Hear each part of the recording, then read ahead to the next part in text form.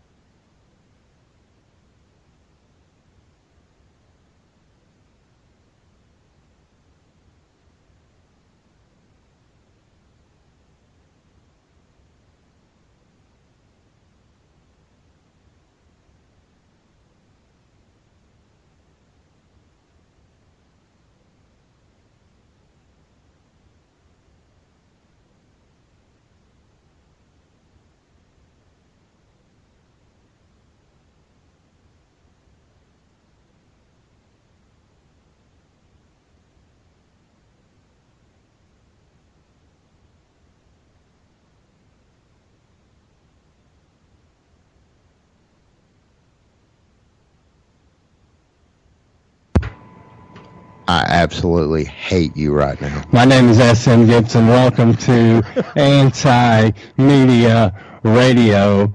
It is August the 30th, 2016. Well, there's a lot going on in the news today.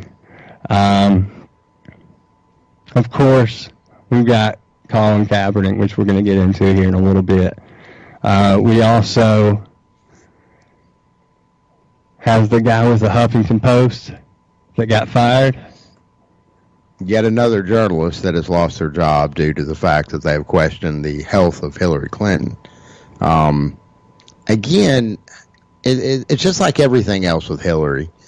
You know, if it's not a secret, then just come out with it. Okay, I've got such and such, and I'm seeing a doctor about it. It's none of your business.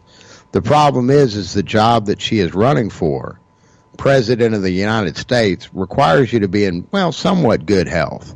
Or at least you would hope so anyways. So, yeah, there's, again... it's a conspiracy to say otherwise. It's another of a long line of people who have had any ill thing to say against Hillary suddenly finding themselves out of a job or finding themselves committing suicide 4 or 5 times in the back of the head. I mean, you know. Well, how long have I talked about... That's why I say, this is not a new thing that's been going on. I think it's the internet age that has allowed us to really start seeing what's going on, because we had Terrence Jakey, the Oklahoma City cop, that committed suicide by torturing himself to death, dragging himself through a field and shooting himself execution style in the back of the head. Mm-hmm. And it gets worse from, that's just kind of the quick overview.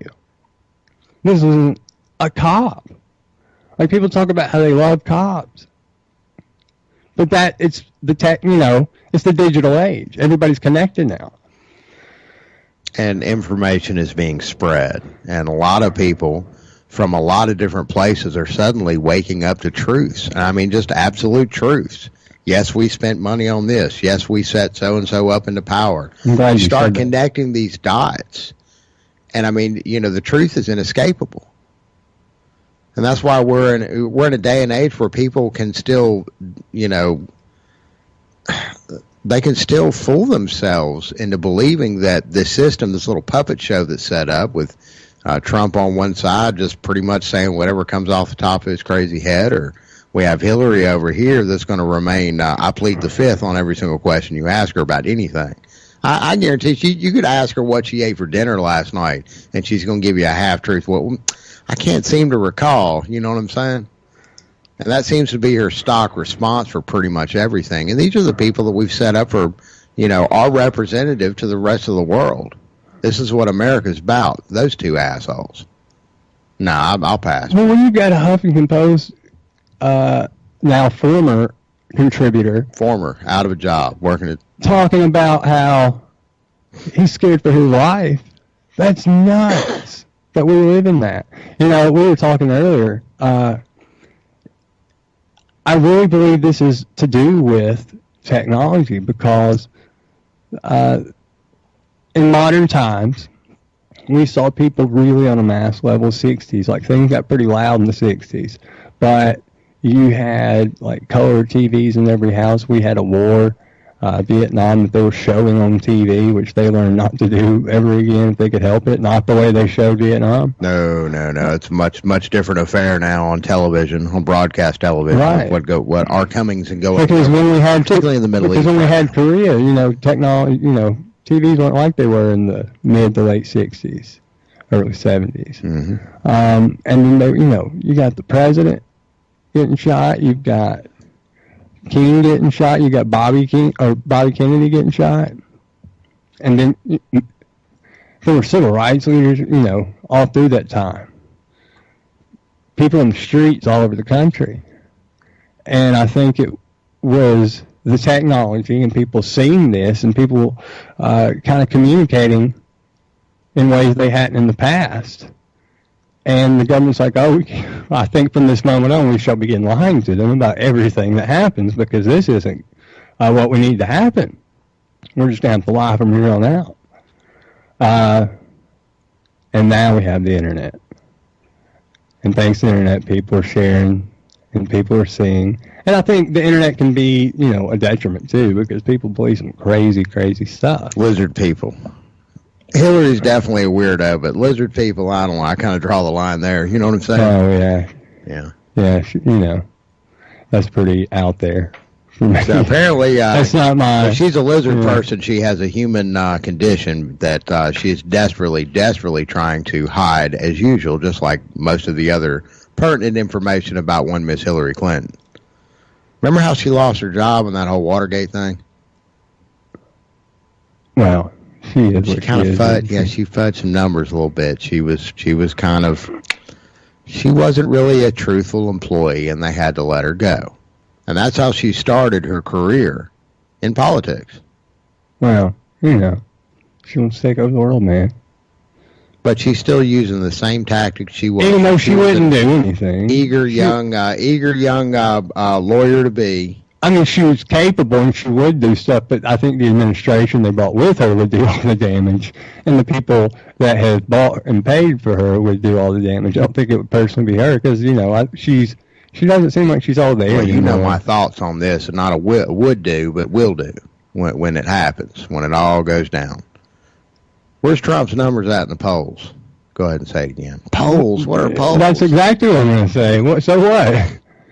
Big deal. Yeah. They're already skewing it in our favor in every single direction, just like they're supposed to. Everybody's reading from the script. You don't see it? Did you see the thing that Trump Jr. tweeted out that it was so phony looking? It really was. It was bad Photoshop. And that Hillary had paid the public policy polling company or whatever it is, whatever amount of money, X $100,000, $200,000, whatever, and to fix the polls for her. Mm-hmm. But it was so phony looking, and he shared it.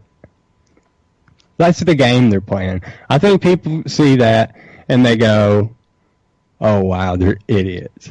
I think what Donald Trump is doing is he's a lawyer in court, and he's just saying the craziest thing he can say and waiting for the other lawyer to go objection. He goes, never mind. Don't worry about it. Johnny Cochran. But by then, it's already been said. If the glove don't fit, you must acquit. Just because the judge says, don't listen to that doesn't mean you hadn't already heard it. And I think that's the game Trump is playing. I think he's really trying to, it's this WWE programming thing. Yeah. And that terrifies me. That terrifies me more than I think what people really look at him. I think, like I say, I don't think him personally is racist because I don't think he cares about anything other than himself and money. That's it. Well, his ego. He may like, his kids. We also have... And I could be wrong. Look, I'm not him. Back over in the corner. I'm not him. I could be wrong. Gary's got his hand up. Pick me. Well, I told you about that. I told you about those people. Get Romney with pot. Yep. So, anyway. Well, you referenced it at the top of the show. Mr. Colin Kaepernick. Yeah, man. I think brave kid. I really think he's a brave kid for doing that. I've listened to this because you and I both know I don't have broadcast television in my home. I get up, I have various different streaming sources and stuff like that, and I stay away from a lot of live broadcast stuff until something catches my eye, and I kind of need to burrow down and figure out what all the fuss is about this one particular story. And I heard about this a couple days ago. What has it been, a day or two since all of this has kind of started to really blow up? And sat down with you a little while ago and actually listened to the interview, mostly in its entirety. I don't think we got to the last few minutes of it, but heard enough of it to really get a good gist of what he's talking about. And we're going to play the interview later on in the show. This is the initial interview that has got everybody all stirred up. And one very important reason that we're going to play this, and the only reason that we're going to rebroadcast this, is the fact that nobody has actually sat and listened to the whole entire interview. They've heard a sound bite here, a sound clip here, somebody's opinion of it on a talk show, some talking head over here saying something about it, some little scathing piece here. We've, of course, it's brought out some of the more darker elements of the internet. Finding out which one of our friends on our friends list is racist, that sort of thing. Yeah, it's I don't know. It's such a small little thing that he did. He's not the only one to have ever done it. There have been anecdotes floating around. I just can't believe people are so openly racist on the internet. Like, that blows my mind. Well, and largely, most of the interview, what he's talking about is not a racial issue. It's not a white-black thing that he's talking about. He's discussing a lot of the issues that we talk about on this show day in and day out, Monday through Friday. Come on now. So, I'm sorry. I don't think, because look, he talks about how he's privileged and blah, blah, blah. And one of the things I want to mention this, because we've got the story that went viral over the weekend, called 6 Stories More Important Than Talking About a Football Player that didn't stand up during a song. And the first story we've got on there is 76-year-old veteran kills himself in the VA parking lot after being denied treatment. The system. That's crazy. That's your system. That's a system that Colin was talking about. Like, there's so many veterans that are killing themselves right now. So many veterans are homeless. So sad. And look, I think if you listen to the context of what he said, people somehow got it in their head that standing up for people, no matter, like, if you say anything, you're automatically this knee jerk against the troops. You're against the troops. Oh man, how dare you? Look, I personally experienced it during the Chris Kyle stuff. It's like you make one comment about one person. That's it, one guy. We're not talking about anybody else. Oh, you just automatically, people jump down your throat. How dare you speak ill of the troops? How dare you? But troops, look, man, they've had to deal with it as bad as anybody. They got sent to a war for no reason. None. Mm-hmm. And, we got everybody mad at the kid because those troops died for our freedom. I hate to say this because I know there are people that died for our freedom, and this isn't to take away from that whatsoever. But in Colin Kaepernick's lifetime, in my lifetime, what war have we fought for our freedom? I've seen us plundering of resources. Unfortunately. And these kids, it feels like, are dying in vain. That's exactly what we're going through right now at Middle East. And it's terribly, terribly sad. And I know that's going to upset people. But, look, all of these veterans killing themselves, why do you think that is? Like, I can't imagine what they're going through over there. And for what? For what? Like, people should be furious. Well, and also, especially when they get home, after they put in their service and they witness those horrors and have to do horrendous things in the name of in the name of freedom, they come back home and they're treated like shit. And listen, that's it. And look, we're seeing meat. And I'm telling you, I stress this. Predominantly, percentage-wise, black people get it worse from the police brutality stuff. But this is a white and black thing. And the problem is when something happens to anyone, any human being, regardless. Now, there are instances where cops, you don't hear about some crazy guy attacked some cop, they killed him. We're seeing unarmed instances over and over and over. Some just crazy thing happens, and there's no justice. There's no justice brought to the families. It's like 1 in 1,000 that if a cop kills somebody, that doesn't, again, it goes back to the troops. That is in no way, shape, or form to demonize cops. There's cops that keep order in society, and there's cops that, there ain't no order. They are the order in their minds. We have to remember this is a person-by-person thing. We're all here, okay? We're all here. We're all in this together. We got to stop viewing it any other way, I think. And we need to pull each other up. Whatever color you are, we got to pull each other up. You know, and if that means look across the aisle, if that means, you know, keep it in-house, we got to love each other and pull each other up, because it's out of control. I agree. And I don't know.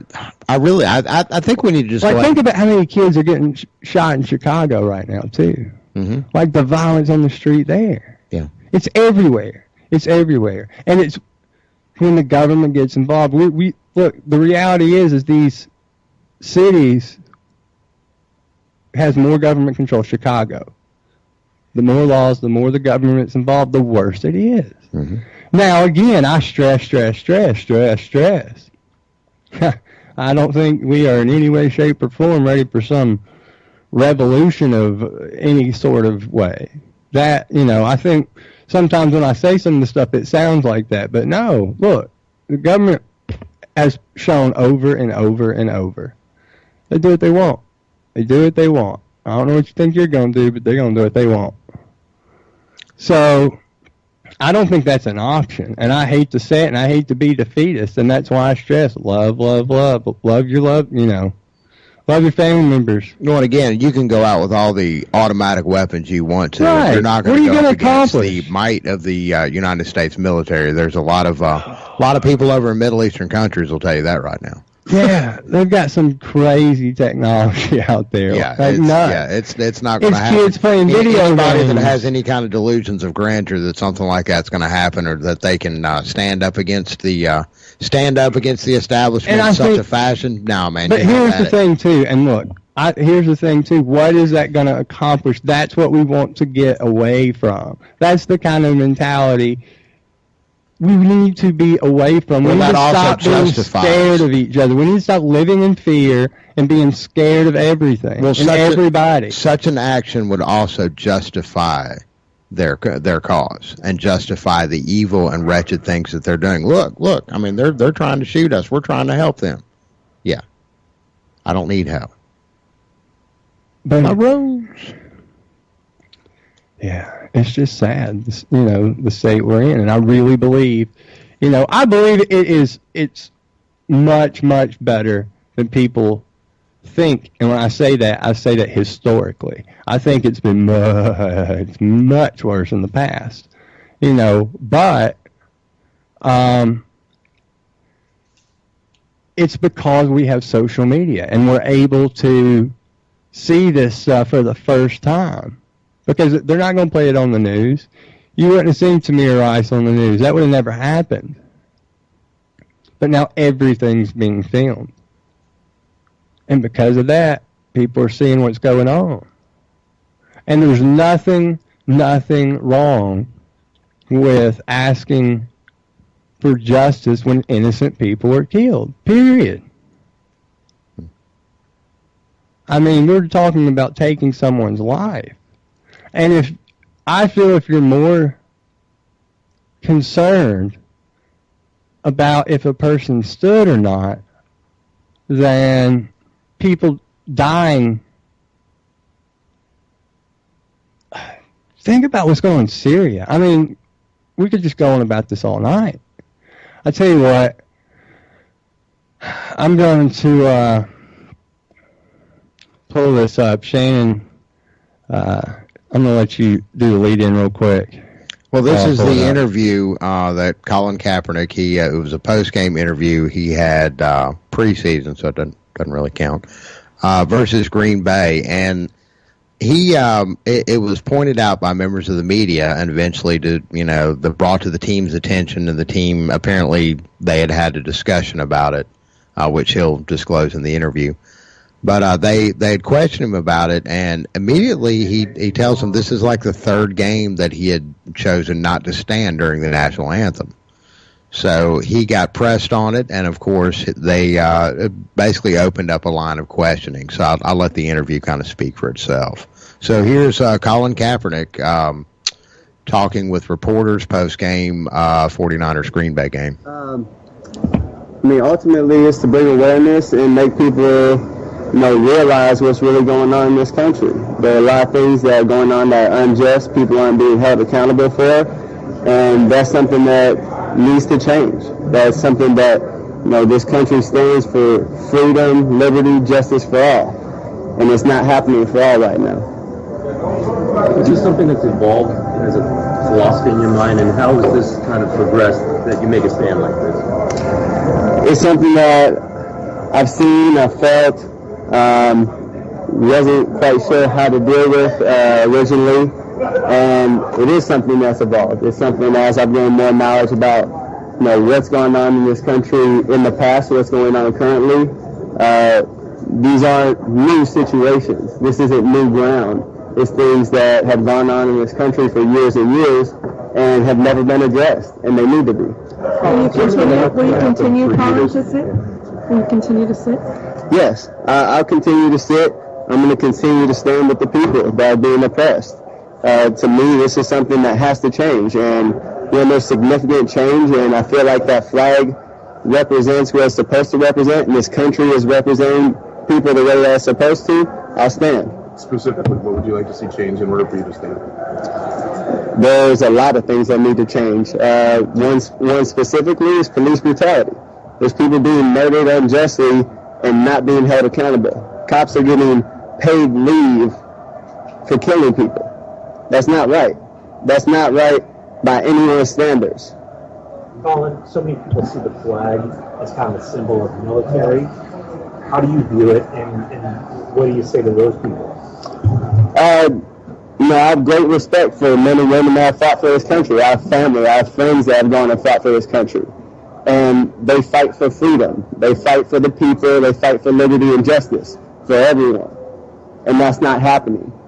I mean, people are dying in vain because this country isn't holding their end of the bargain up as far as, giving freedom and justice and liberty to everybody. It's something that's not happening. And I've seen videos, I've seen circumstances where men and women that have been in the military have come back and been treated unjustly by the country they fought for, and have been murdered by the country they fought for on our land. That's not right. How do you personally feel oppressed? Personally? There have been situations where I feel like I've been ill-treated, yes, but this stand wasn't for me. This stand wasn't because I feel like I'm being put down in any kind of way. This is because I'm seeing things happen to people that don't have a voice, people that don't have a platform to talk and have their voices heard and affect change. So I'm in a position where I can do that, and I'm going to do that for people that can't. Is this the first year that you haven't stood up? Did you do it other years, or is this the first time? This year is the first year that I've done this. You did all the preseason games so far? Yes. This is the first time it was noticed? Yes. How did your teammates respond when you explained yourself today, and what was the support like for you? The support I've got from my teammates has been great. I think a lot of my teammates come from areas where this might be a situation. Their families might be put in this situation. It's something that I've had a lot of people come up to me and say, I really respect you for what you're doing and what you're standing for. So to me, that's something that I know that I'm doing what's right, and I know other people see what I'm doing is right. It's something that we have to come together, we have to unite, we have to unify and make a change. What do you say to the people that say, hey, you're doing the right thing, but you're going about it the wrong way? I don't understand how it's the wrong way. To me, this is a freedom that we're allowed in this country. And going back to the military thing, it's a freedom that men and women that have fought for this country have given me this opportunity by the contributions they've made. So I don't see it as going about it the wrong way. This is something that has to be said. It has to be brought to the forefront of everyone's attention. And when that's done, I think people can realize what the situation is and then really affect change. You've done it every preseason game. Are you almost relieved that it took this game and the questioning that followed to let your voice be heard? It wasn't something that I really planned as far as it blowing up. It was something that I personally decided I just can't stand for what this represents right now. It's not right. And the fact that it has blown up like this, I think is a good thing. It brings awareness. Everybody knows what's going on, and this sheds more light on it. Now, I think people are really talking about it, having conversations about how to make change, what's really going on in this country, and we can move forward. That's sad. This is seen as like a blanket indictment of law enforcement in general. What was that? You're concerned that it can be seen as a blanket indictment against law enforcement in general. As far as what? I don't really understand what you're trying to get at. People get murdered by police. I mean, do you think that it's seen as a sort of an indictment against police? There is police brutality. Yeah. People of color have been targeted by police. Mm-hmm. So that's a large part of it. And they're government officials. They're put in place by the government. So, that's something that this country has to change. Mm-hmm. There's things we can do to, hold them more accountable, make those standards higher. You have people that practice law and are lawyers and go to school for 8 years, but you can become a cop in 6 months and don't have to have the same amount of training as a cosmetologist. That's insane. I mean, someone that's holding a curling iron has more education and more training than people that have a gun and are going out on the street to protect us. Colin, you said doing stuff beyond sitting. What was that? Do you plan on doing stuff beyond sitting during the national anthem, as far as activists kind of rolling your sleeves up and getting out in the communities? Yeah, most definitely. There are things that I have in the works right now that I'm working on to, put together in the future and come to fruition soon. Those are things that I'll talk about as we get closer to those days. Colin, you say that this is it's a good thing that this is blowing up now because it's getting some attention. Any concern about the timing of it, a critical part of training camp, and the possibility of it being a distraction? No, I don't see it as a distraction. I think it's something that can unify this team. It's something that can unify this country. If we have these real conversations that are uncomfortable for a lot of people, if we have these conversations, there's a better understanding where both sides are coming from. And if we reach common ground and can understand what everybody's going through, we can really affect change and make sure that everybody's treated equally and has the same freedom. Has anybody from the league or the team or anybody said tone it down or anything? Because clearly you're sticking in your mind by now. It doesn't seem that anyone's trying to, from the organization, whatever, is trying to quiet you. No one's tried to quiet me, and to be honest, it's not something I'm going to be quiet about. I'm going to speak the truth when I'm asked about it. This isn't for a look, this isn't for publicity or anything like that. This is for people that don't have the voice. And this is for people that are being oppressed and need to have equal opportunities, to be successful, to provide for their families, and not live in poor circumstances. Have you been pulled over unjustly on court? In your mind, have you been pulled over unjustly or had a bad experience in that regard? Yes, multiple times. I've had times where one of my roommates was moving out of a house in college, and because we were the only black people in that neighborhood, the cops got called and all of us had guns drawn on us. Came in the house without knocking, guns drawn on one of my teammates and roommates. So I have experienced this. People close to me have experienced this. This isn't something that's a one-off case here, a one-off case there. This has become habitual. It's become a habit. So it's something that needs to be addressed. There are 2,000 players in the NFL. You're a lone voice here as far as taking this stand. Why do you think you're the only one doing this? I think there's a lot of consequences that come along with this. There's a lot of people that don't want to have this conversation, that they're scared they might lose their job, or they might not get the endorsements. They might not be treated the same way. And those are things I'm prepared to handle, and those are things that other people might not be ready for. It's just a matter of where you're at in your life, where your mind's at. And at this point, I've been blessed to be able to get this far and have the privilege of being in the NFL and making the kind of money I make and enjoy luxuries like that. but I can't look in the mirror and see other people dying on the street that should have the same opportunities that I've had and say, you know what, I can live with myself, because I can't if I just watch. Do you think you might get cut over this?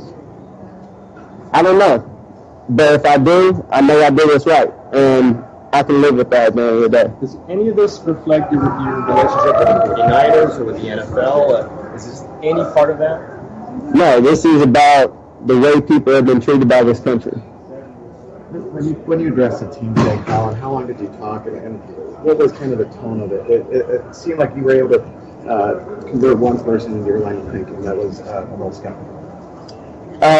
No, it was a conversation that asked me to talk and just explain why I did what I did and why I felt the way I felt. And that's something, I had an open conversation with him. I told him why I felt that way and why I looked at things the way I do. And a lot of it has to do with the history of the country and where we're currently at. And, you know, I opened it up to all my teammates. Come talk to me if you have any questions. If you want to understand what I'm thinking further, come talk to me. This isn't something that should be hidden and shouldn't be talked about. These conversations need to happen, and I think it's something that can bring everybody closer. Were there a couple guys that voiced how they felt against what you're doing to you?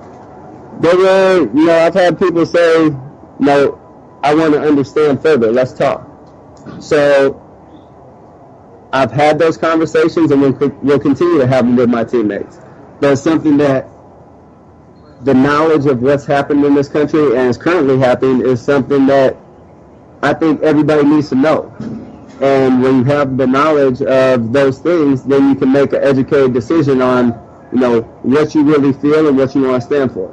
Is any of this in terms of politicians or you know, people outside the sports world to tell you that they support you through this?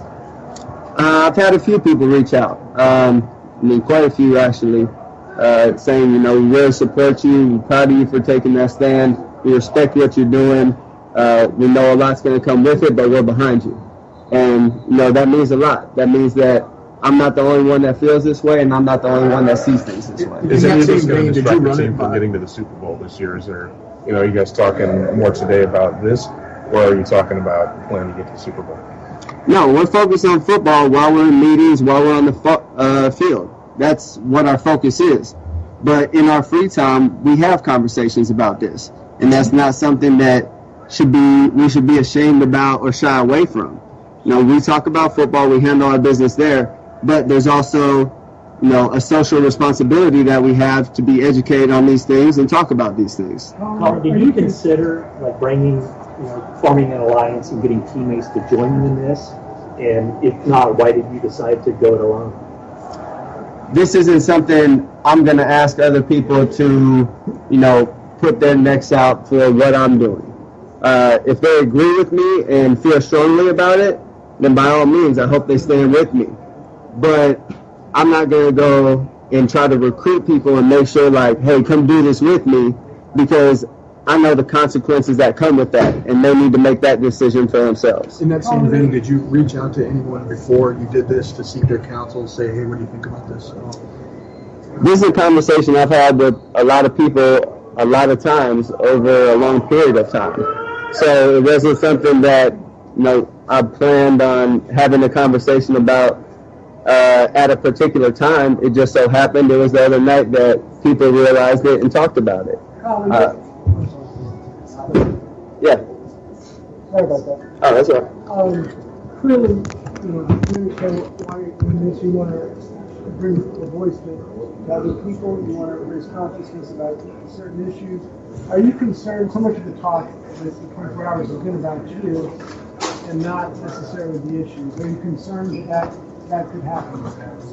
I do think that, you know, the talk has been more about me, more about, I know a lot of people's initial reactions thought it was bashing the military, which it wasn't. That wasn't my intention at all.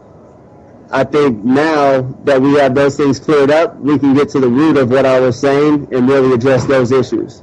Since you've done this, other players who feel the same way, but maybe not ready to step forward publicly?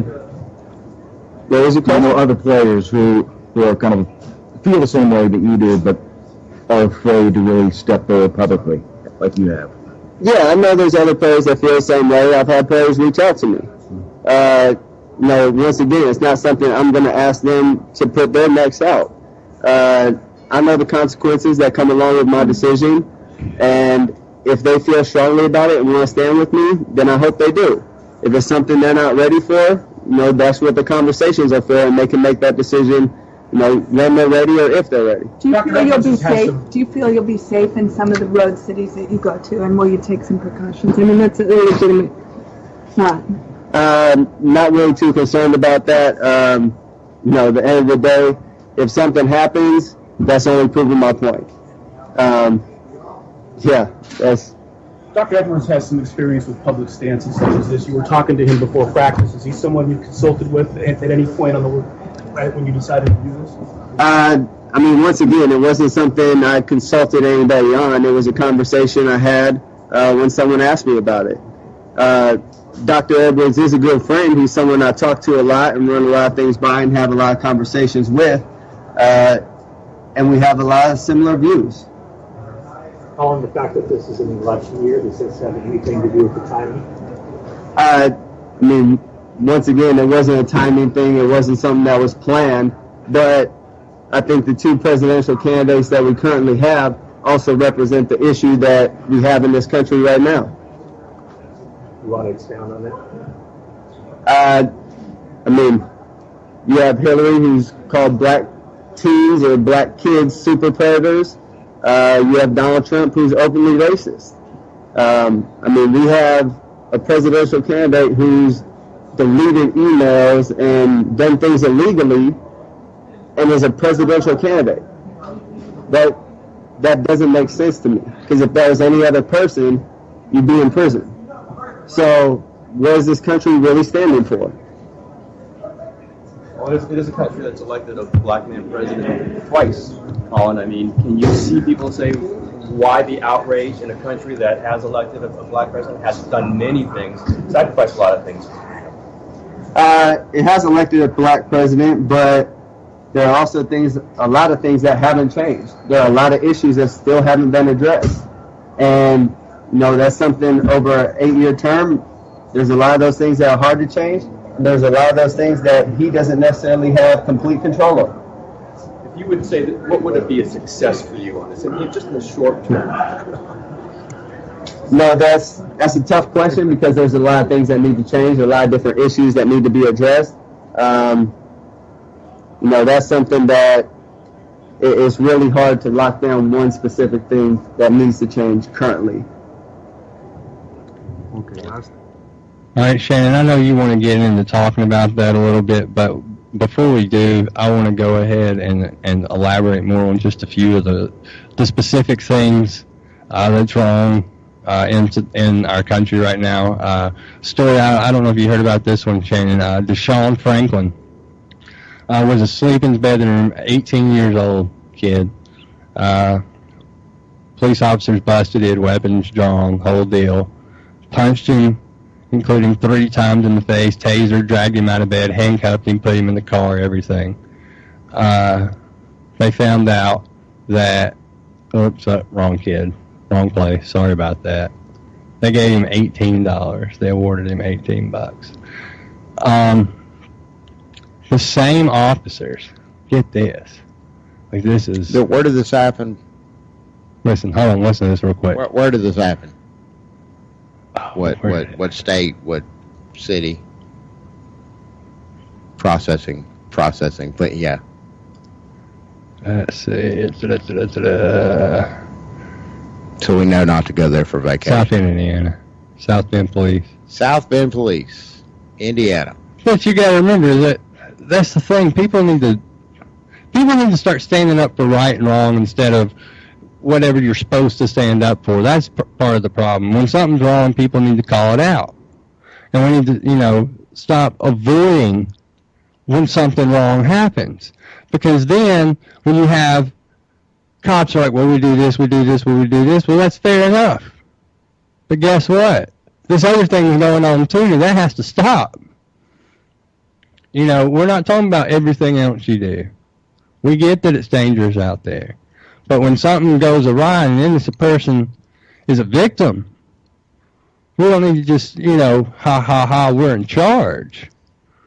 If people want to work together in society, they need to work together and stop ganging up. Because all that's going to do is pointing fingers. That's where we're at now. Yeah. And it doesn't help that we have father and mother of whatever they are running for president. As the interview was playing a moment ago, I just pulled up, went to Facebook. It took me about 30 seconds to pull up this comment in a news story about Colin Kaepernick. And I quote, "Well, bottom line is, why disrespect your country like that? There is better and easier way, voting. Being in the high-profile position he is. Besides, I guess that says he has lived a privileged life. WTF, he know about racism. Probably dated white girls all his life." Like, what's wrong with people? Like, who thinks that way? I don't believe in mixing colors. Who thinks that way? The internet. There's a lot of that on the internet. That's the racism that we all talk about that doesn't really exist in black and white.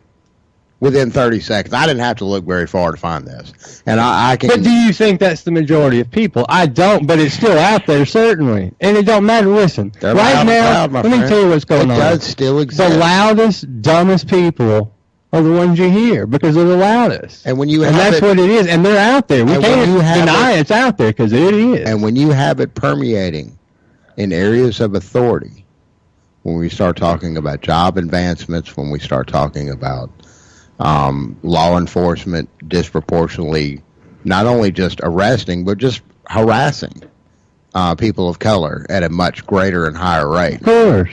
There's listen to this. Those same three officers that I was talking about, okay? Case filed. South Bend, Indiana. Case filed. It's just the fact that it's in the United States. Look, it's just like... This is what Colin was talking about. Go ahead. Like,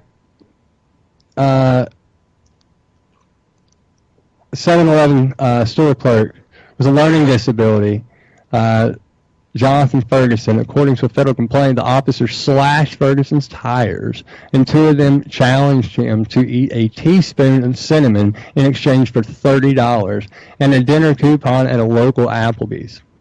Ferguson did, and he vomited several hours later.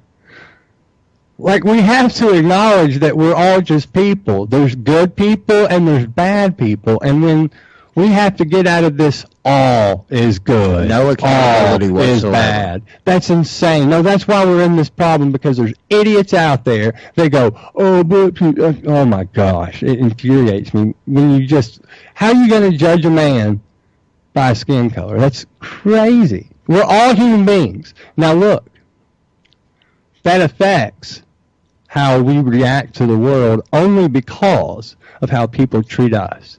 Because there's stupid people out there that treat people differently because of the way they look. And it's insane. But it happens every single day.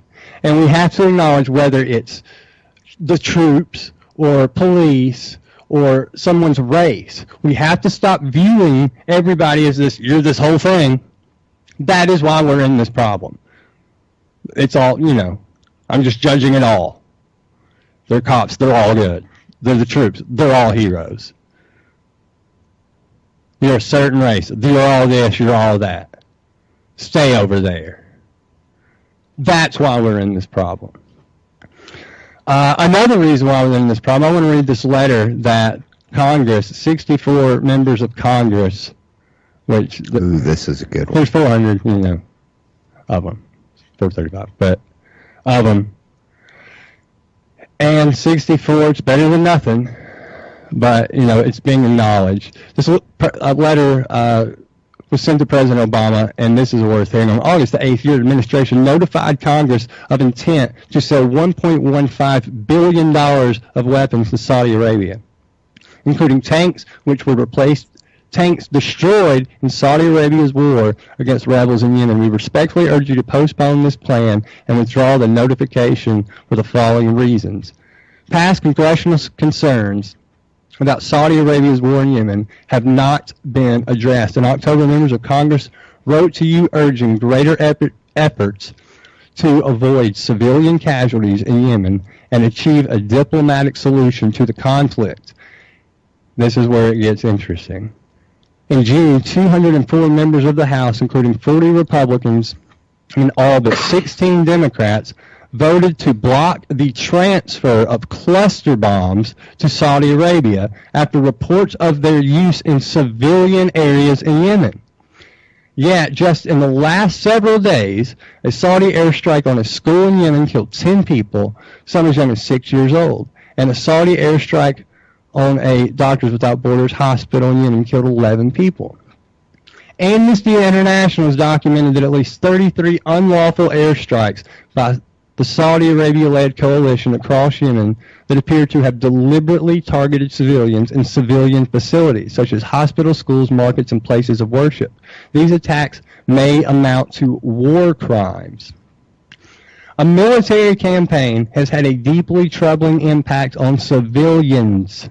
According to a UN office of the High Commissioner for Human Rights, which Saudi Arabia is on the UN Human Rights Council, 3,704, including 1,121 children, have been killed during the conflict. 2.8 Yemenis have been internally... 2.8 million. Yeah, you got it. Have been displaced by the fighting. Internally displaced, with 83% of the population now dependent on humanitarian assistance for survival. Any decision to sell more arms, reminder, we're selling them all the weapons they're using to do this. Any decision to sell more arms to Saudi Arabia should be given adequate time for full deliberation by Congress. Nope, it don't work that way anymore. It goes on. Just to talk about how they're concerned about it, and then you stop doing it. Yeah, the American people, Congress, the House of Representatives know that nobody has control over who we go to war with anymore. That's not the way this works. And we need to start asking the questions of why are we in these wars? Someone explain it. Illegal. And look, we're providing the weapons to do that. We're providing the weapons to do everything I just read. One of the presidential candidates has taken millions and millions and millions. There's reports that go as high as 20-25% have funded her campaign from Saudi Arabia. Mm-hmm. And not to mention how far they get into with corporate media as well, because they do. They're all over the place. They got the money to do what they want. Mm-hmm. And they've got their propaganda arms stretched very, very far out here. And the American government allows it. Every single bit of it. I wonder why that is. I wonder what that's about. Same way the corporate America buys politicians and buys, laws Well, and they're all big buddies. legalities. Laws don't apply to everybody. It's a sad... I try to pull the same shit, man. They're going to put me under the jail. Well, of course. But, there's people that have positioned themselves to be higher than the law. Mm-hmm. And you can get people in positions of authority that can be good people. But when you get somebody that's just completely driven and self-absorbed, I think that's what you see. These are the people that are willing to fight and are cutthroat to get to the top. And then when you get somebody good in there, if they can win, you get in there and it's so corrupt, why would you keep doing that? That seems like, what's the point? I think Bill Murray said it best in the movie Kingpin. His character wins $1 million prize and he looks at the camera and says, now I finally have enough money to buy my way out of anything. That's it. That's the way it works, man.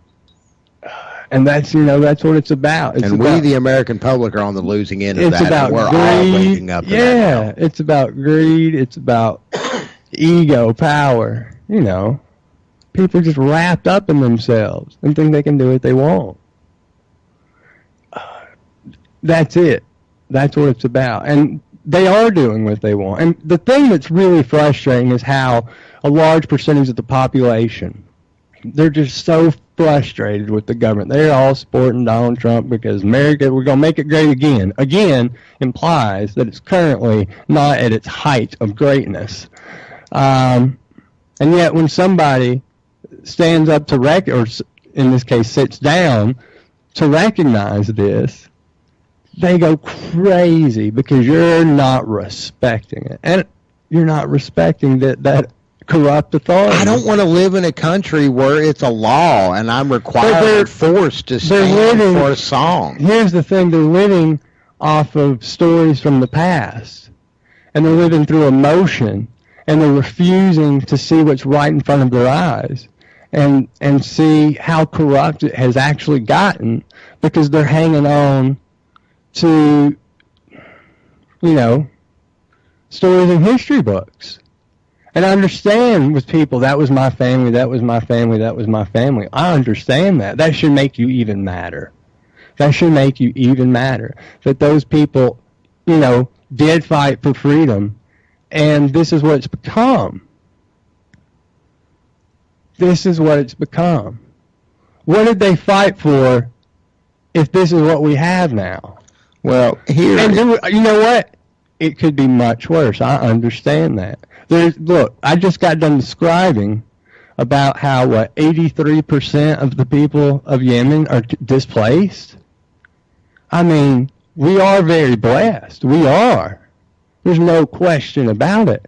But what is our country doing? Where's the justice in our country? I personally don't see it, whether it's a politician. Unless you're in Alabama, they get arrested right and left here. Well, I just have to point this out. It takes a while. I have to point this out before we end the show here in a minute. This one line in the Star-Spangled Banner, it's in the 3rd verse. And I'm sorry, but if I was a person of color, particularly, a member of the people that we forced to come over here and pretty much build everything for us, would probably take a little bit of an exception to. No refuge could save the hireling and slave from the terror of flight or the gloom of the grave. And the star-spangled banner in triumph doth wave o'er the land of the free and the home of the brave. Marinate on that for a minute. That's all I got to say about it. I'll tell you what, I'm going to leave you with the words of Martin Luther King from the Birmingham jail. First, I must confess that over the last few years, I've been gracefully disappointed with the white moderate. I have almost reached the regrettable conclusion that the Negro's great stumble block in the stride toward freedom is not the Great Citizens Council or the Ku Klux Klan, but the white moderate who is more devoted to order than to justice, who prefers a negative peace, which is the absence of tension, to a positive peace, which is the presence of justice. That's us for Anti-Media Radio on SM. Gibson will be back Thursday. Nick Burnaby will be here tomorrow.